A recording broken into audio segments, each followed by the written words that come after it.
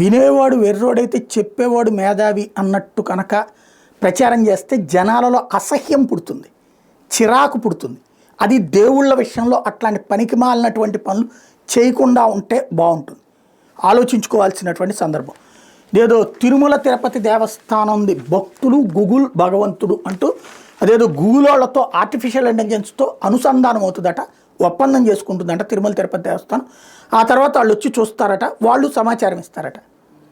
ప్రపంచంలో తిరుమల తిరుపతి దేవస్థానం దగ్గర ఉన్నంతటి సత్తా ఇంకెవరికన్నా ఉందా? క్యూ లైన్ల మెయింటెనెన్స్ నుంచి, భోజనాల ఏర్పాట్ల నుంచి, 100 రకాలైనటువంటి సేవలు అందించే ఏకైక వ్యవస్థ ఈ రోజు వరకు రోజుకి 1,000,000 మందిని రోజుకి 1,00,000 మందిని భరించగలిగినటువంటిది, ఇంకొక 1,00,000 మందికి వసతి కల్పించగలిగినటువంటిది ఉందా అసలు ప్రపంచంలో ఎక్కడన్నా? ఏ మతంలోనైనా ఉందా? పోనీ అట్లాగా మిగతా మతాలకు సంబంధించినటువంటి యాత్రలు ఏడాదికి ఒకసారి ఈ లెక్కలు నడుస్తుంటాయి, కానీ ఇక్కడ నిరంతరం ఇంకా సెలవులు వచ్చినాయి అంటే ఎక్కువ జనం వస్తారు. అలాంటి అన్ని లక్షల మంది నిరంతరం వస్తున్న పర్ఫెక్ట్ ప్లానింగ్తో ఉండేటటువంటి అధికార యంత్రాంగం తిరుమల తిరుపతి దేవస్థానం. ప్రతి సిబ్బంది గుండెల్ని దేవుడికి అంకితం చేసుకుని పనిచేస్తారు. వెంటనే మనకి తిట్టుకునేవాళ్ళు, తిట్టేవాళ్ళు గబక్కన ముందుకు వచ్చేస్తారు. ఏమని? మన తొక్కిసలాట జరిగింది. ఎస్, జరుగుతాయి. ఆ తొక్కిసలాట పొరపాటు ఏంటి? అక్కడ ఉన్నటువంటి ఎవరైతే కొంతమంది పార్టీకి సంబంధించిన వాళ్ళు తమ బంధువులు ఎవరు ఉన్నారో వాళ్ళని ముందు బయటికి పంపించమంటే ఆ సందర్భంగా గేటు తెరిస్తే వీళ్ళు ముందెళ్ళిపోతారేమో అన్న ఉద్దేశంతో మిగతా జనం పరుగులు పెడితే జరిగినట్టు. బట్ వెంటనే కంట్రోల్ చేశారు కదా. అది తప్పించి ఇంకేమైనా ఉందా? నిరంతరం అక్కడ పర్ఫెక్ట్గా చేయగలిగినటువంటి యంత్రాంగం ఉంది.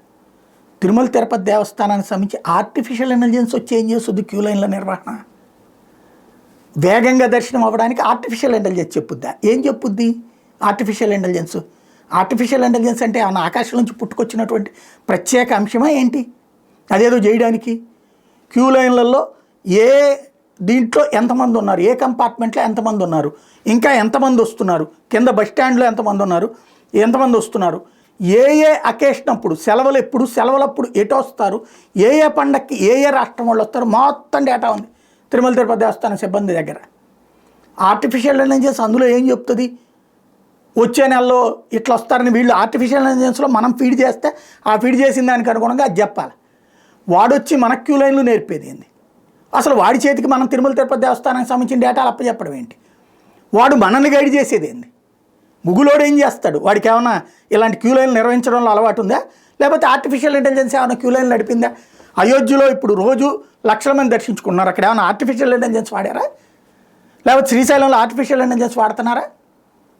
ఆర్టిఫిషియల్ ఇంటెలిజెన్స్ అనేది ఒక పెద్ద గొప్ప బ్రహ్మ పదార్థం అని చెప్పేసి ఏదో చెప్పుకోండి. ఆర్టిఫిషియల్ ఇంటెలిజెన్స్ అంటే మనం ఓ లెక్కలు రాసేటప్పుడు ఒక్కోటి రాసుకునే బదులు దాంట్లో పెడితే కనుక ఆటోమేటిక్గా వేగంగా అవుతుంది.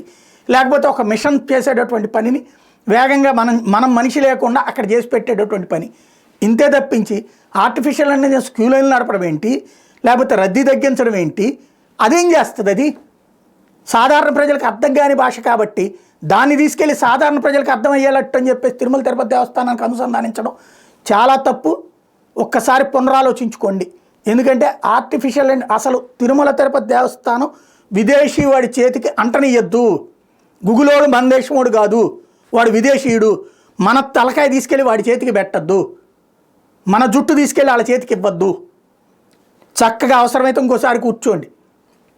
బోర్డు సభ్యులు అందరూ చక్కగా దర్శనాలు నడుస్తూనే ఉంటాయి. నువ్వు ఎంత చెప్పినా ఆ దర్శనం గంటలో 1000 మంది దర్శనం చేసుకునేవాళ్ళు 2,000 మందిని ఏమైనా ఆర్టిఫిషియల్ ఇంటెలిజెన్స్ తీసుకెళ్ళుద్దా? లేదు కదా. దర్శనం అనేది దర్శనమే కదా అందరికీ. కాబట్టి కొంచెం ఆలోచించండి. ఊరికినే పేపర్లలో హెడ్డింకులు పెట్టేసేసి భారీగా ఏదో జరిగిపోతుంది అన్నటువంటి భ్రమ కల్పించడం కోసం తీసుకొచ్చి ఆ విదేశీయుల తలకాయలు మాత్రం తెచ్చి విదేశీయులకి తెచ్చి మన టీటీడీని అప్పచెప్పద్దు.